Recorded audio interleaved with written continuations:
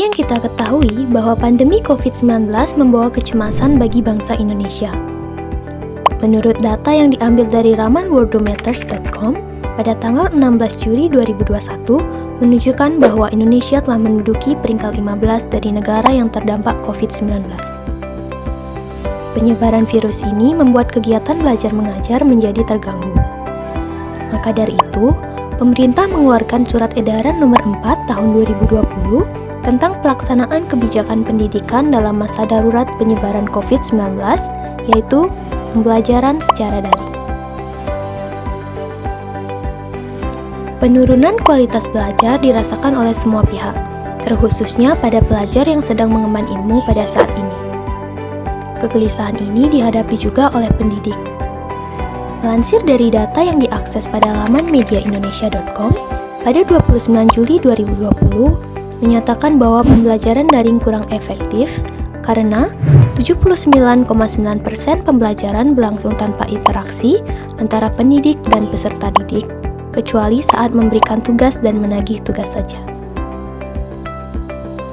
Menteri Pendidikan dan Kebudayaan belum mengambil langkah yang tegas mengenai permasalahan pembelajaran daring. Justru sangat memfokuskan daring sebagai pembelajaran utama dalam pandemi COVID-19. Jika pembelajaran daring terus berlanjut, maka tanpa disadari kualitas pendidikan di Indonesia akan semakin menurun. Dari permasalahan tersebut, maka diperlukan sebuah inovasi baru yang mendukung di tengah kebijakan belajar dari rumah. Inovasi kegiatan belajar have fun di tengah pandemi COVID-19, yaitu pembelajaran yang dikemas dalam aplikasi game. Berdasarkan pengolahan data kuesioner melalui metode kuantitatif, 80,8% responden cukup mengerti penjelasan yang diberikan oleh guru. 42,3% responden terkadang mengalami masalah koneksi jaringan. 84,6% responden merasa bosan pada saat pembelajaran daring, dan 50% responden merasa sangat bosan. Anda bosan hingga merasa lelah mengikuti pembelajaran merupakan titik terparah pada pendidikan. Maka dari itu, dibutuhkan stimulus. 10-to-10 Game merupakan media pembelajaran gamifikasi. Data menunjukkan bahwa 88,5% responden suka bermain game.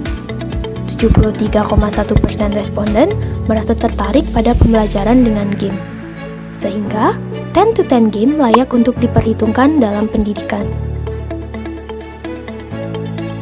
Prototipe 10-to-10 Game telah teruji keberhasilannya dalam skala kuesioner UEQ atau User Experience Questionnaire dengan General Benchmark 452 Product Evaluations. Agar memberikan jawaban yang sempurna terkait pengalaman pengguna, dari data yang diperoleh setelah melakukan uji prototipe, kepada partisipan didapat data sebagai berikut. Data tersebut memberikan hasil bahwa kualitas yang diperoleh adalah excellent. Nilai excellent berarti prototipe dikembangkan sesuai dengan kebutuhan, terutama dari pengalaman pengguna. 10-to-10 Game merupakan media pembelajaran gamifikasi dengan fitur yang menarik untuk membangun motivasi peserta didik dalam belajar. Aplikasi ini menggunakan sistem poin yang akan didapatkan setelah menyelesaikan tantangan yang ada di dalam game tersebut. Poin dapat ditukar dengan nilai tambahan atau reward yang telah disediakan oleh masing-masing pendidik. 10-to-10 Game menerapkan sistem stage points dan fleksibilitas belajar.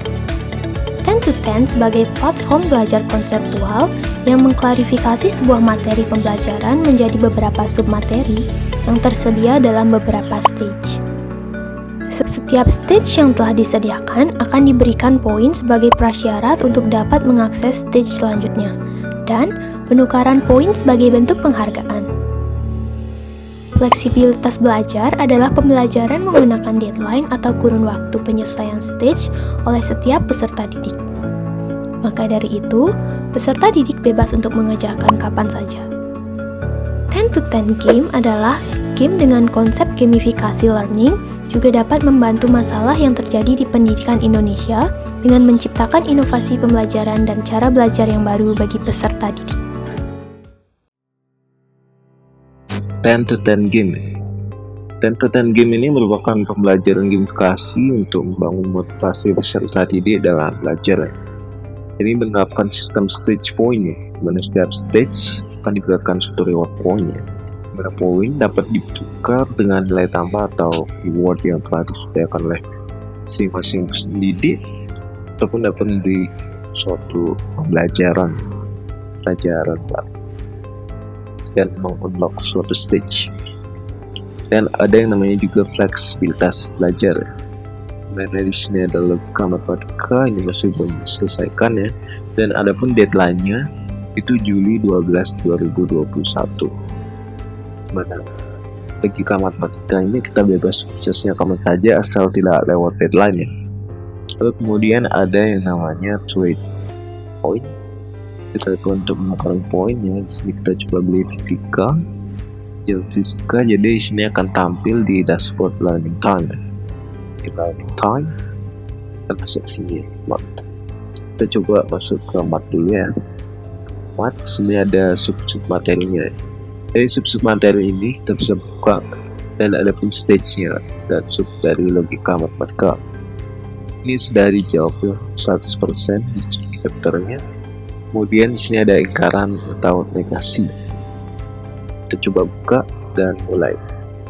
Lalu di sini akan ditampilkan suatu materi ya, dengan seringkas mungkin terkait dengan konsep dari lingkaran atau negasi ya.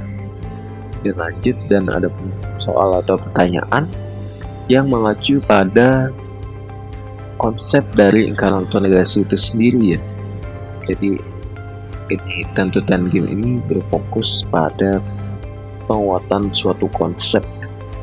Negasi dari negasi pernyataan salah itu minus ya. Kita coba isi plus yang benar true, karena dari lingkaran, negasi dari lingkaran plus. Oke, jadi semua bilangan kecil true, pernyataan benar true, negasi pernyataan salah adalah minus. Oke, jadi di sini ada salah satu pertanyaan yang salah ya, jadi 98%. Dan kita akan kembali dan melihat di sini kita telah mendapat 98%.